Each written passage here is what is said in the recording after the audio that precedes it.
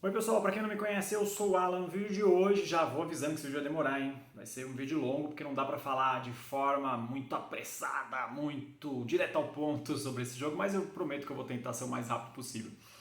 O vídeo de hoje é sobre uma categoria de jogos que eu adoro. Adoro, que é Flip and Right and Roll and Right. A gente tem muitos exemplos no Brasil, todos publicados por aqui, eu já tive o prazer de jogar, né?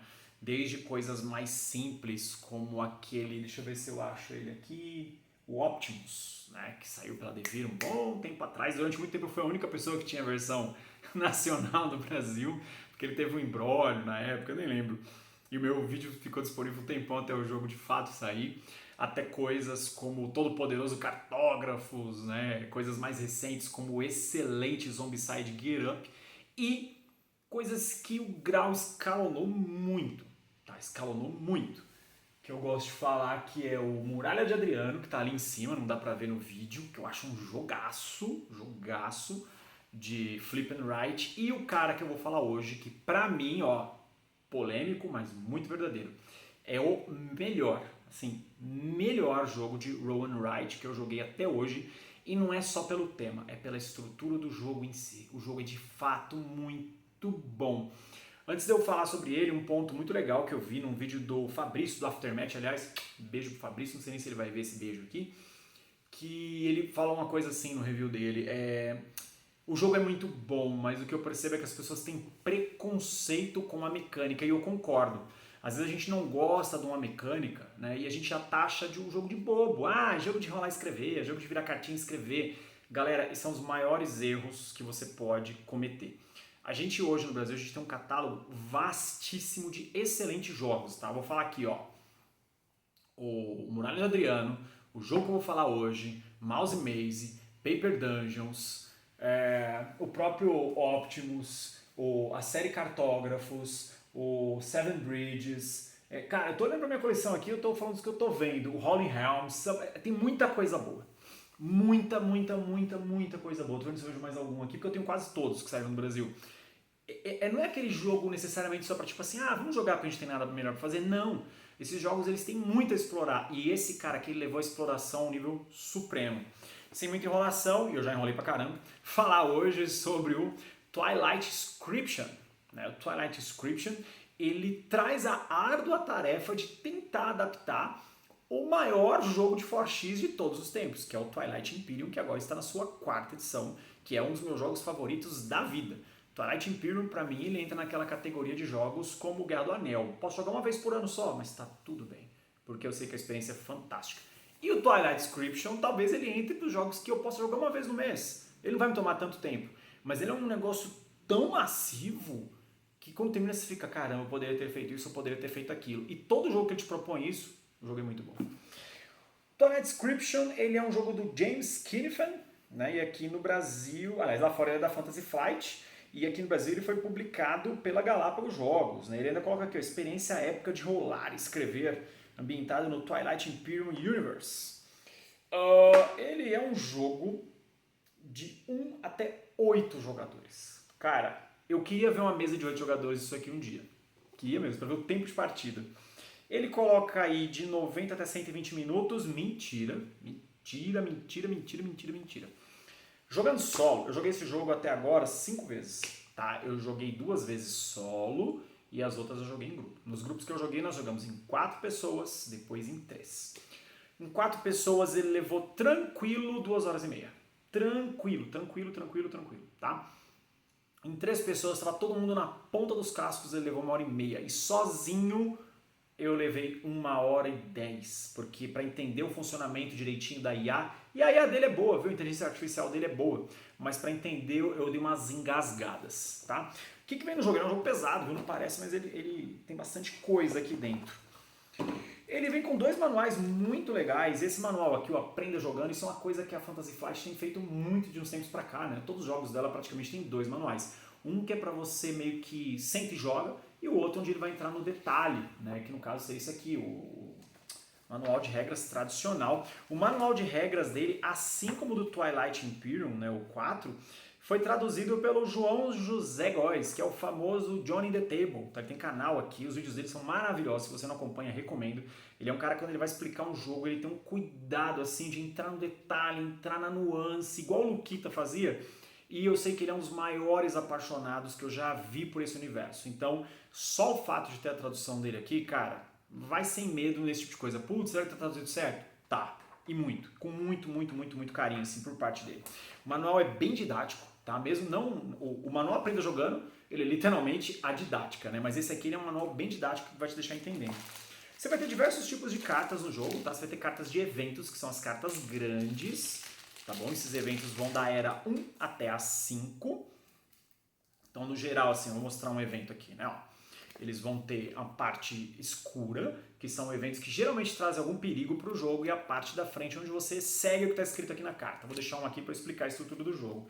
E muitas cartas de raças, que são as raças do jogo base e da expansão. Então, todas elas estão aqui e todas elas trazem uma assimetria para o jogo, e isso é uma delícia nesse jogo, uma delícia. Dados lindíssimos, afinal é Twilight Imperium, né? Então os componentes têm que ser muito bons. Aí nós temos diversos tipos de carta, nós temos as cartas de relíquia, tá? Que geralmente elas trazem uma coisa muito forte para o jogo e também valem pontos de vitória ao final do jogo. Você vai ter cartas de objetivos, né? Que você vai ter de 4 tipos, que são exatamente de acordo com os 4 tabuleiros. Então você tem objetivos de expansão, você tem objetivos de guerra, você tem objetivos de tecnologia e você tem objetivos de exploração, tá? E as cartas de objetivo, elas são dupla face. Então quem cumpre primeiro isso aqui vai fazer isso, aí o restante da mesa vai fazer o segundo, beleza? E você tem também aqui as cartas do conselho, né? Então as cartas do conselho, elas sempre vão ter 2 cenários, né? A opção de passar e a opção de falhar. E quem for o speaker, né, o porta-voz, ele sempre vai ter que ler essas cartas assim, tá bom? A gente só tem acesso durante o jogo ao falhar se as pessoas realmente decidem falhar. Isso é muito legal. Aí tem que ter uma honestidade, né, por parte dos jogadores, assim como todo jogo de Flip and Write, na verdade, né? Tipo, putz, eu não vou ler toda a carta, né? Então deixa eu já tapar ela aqui e jogar do jeito certo.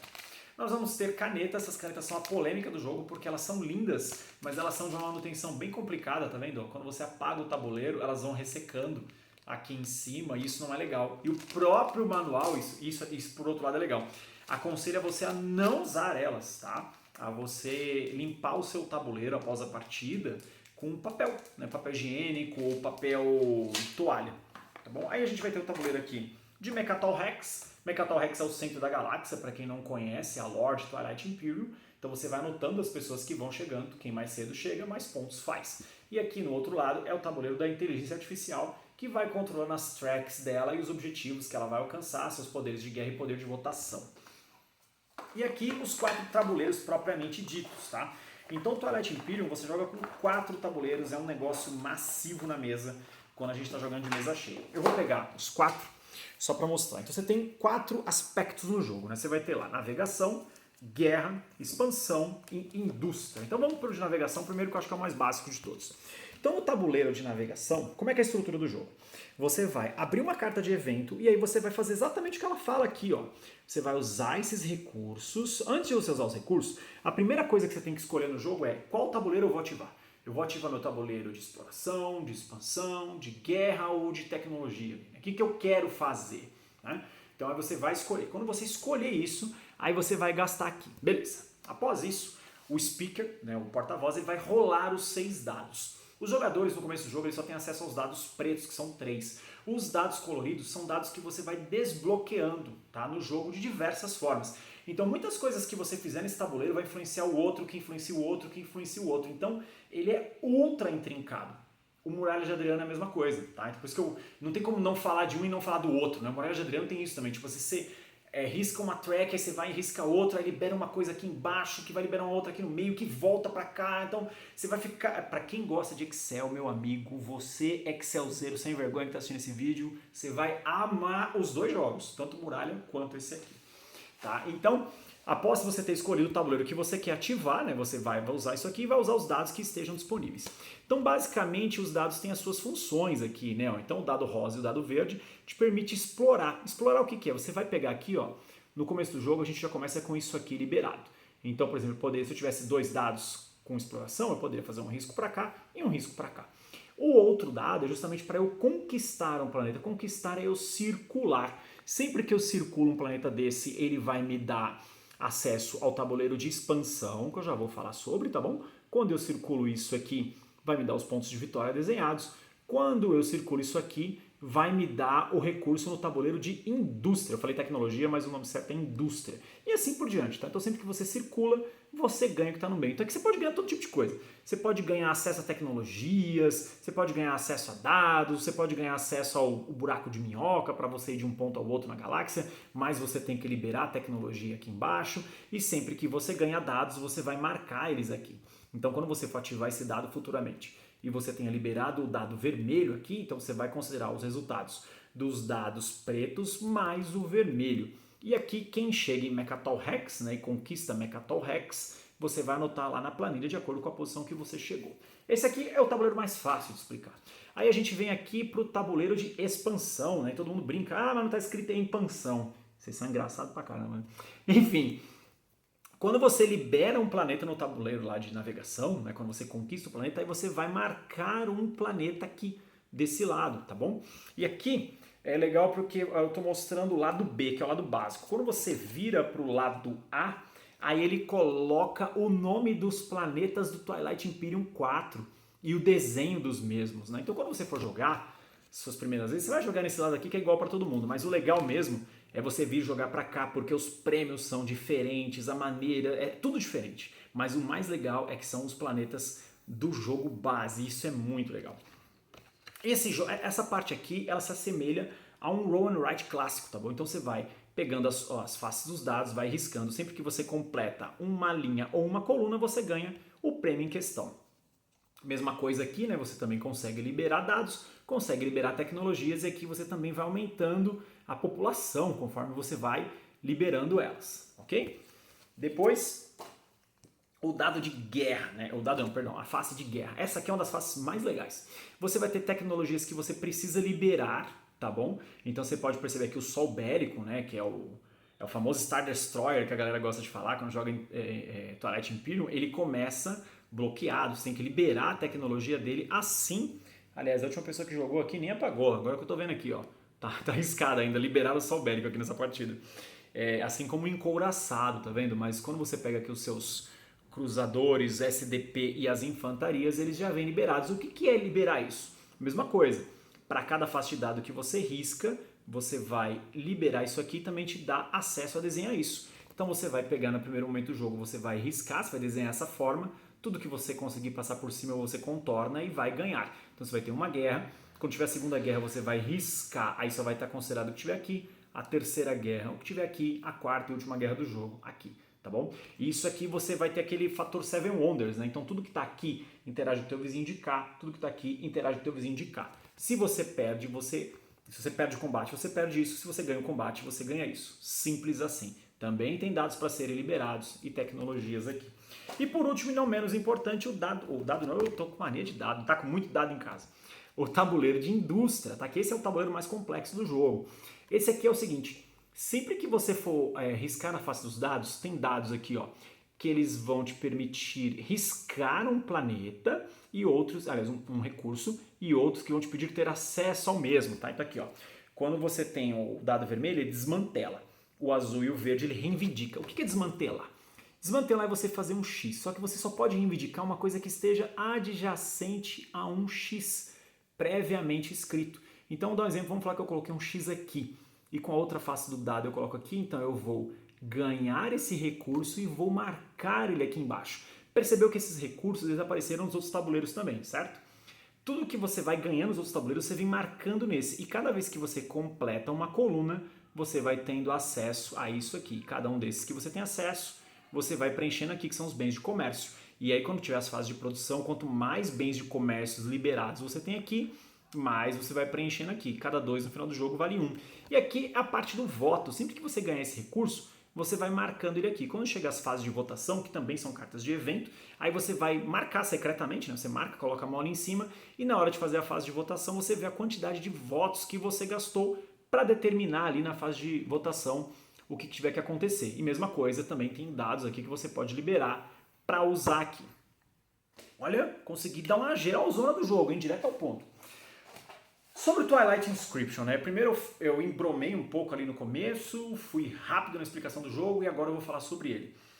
É muito complicado, né? Ainda mais um momento youtuber, né? Influencer, eu odeio essa palavra, odeio quando alguém me chama de influencer.